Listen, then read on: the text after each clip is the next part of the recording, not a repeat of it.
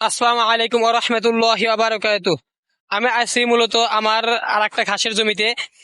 এখানে কিছু কাটিং লাগাইছিলাম, কাটিং এর কুড়ি বের হয়েছে, কিন্তু এগুলো তেমন বড় হয় নাই, কারণ এখানে পানি দেওয়ার তেমন কোনো ব্যবস্থা নাই।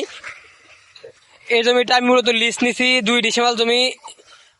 এখানে এগুলা ঘাস কাটা হয়েছিল, এগুলা এবং ওইগুলা একসাথে কাটা হয়েছিল। ওইগুলা বড় হওয়ার কারণে ওইখানে পানি দেওয়ার ব্যবস্থা ছিল, সে পানি দিছে আর কি, কিন্তু আমি পানি দিতে পারি নাই, যার কারণে ঘাসের এরকম অবস্থা হয়েছে।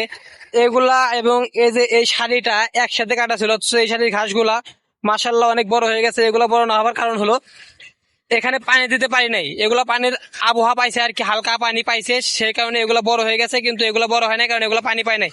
তাই আপনাদেরকে একটা মেসেজ জানাবো যে আপনারা যদি কোনো জমি লিজ নেন অথবা রাখেন, যেভাবে যাই করুন না কেন, পানি দেওয়ার ব্যবস্থা না থাকলে সেখানে কোনো ফসল আবাদ করবেন না। এরকম গাছ লাগাই রাখবেন, তাতে হয়তো আপনাদের কিছু বেনিফিট হবে, কিন্তু এরকম ঘাস লাগালে কিন্তু ঘাস আপনাদের হবে না। আমার মতো ভুল আপনারা করবেন না। আমি না বুঝে এই কাজটা করে ফেলছি আর কি, পানি দেওয়ার ব্যবস্থা না থাকার পরেও। আমি জমিটা নিয়েছিলাম, এখন যা হবার তা তো হয়ে গেছে, একটা বছর, সমস্যা নাই। আল্লাহ যা করেন ভালোর জন্যই করেন।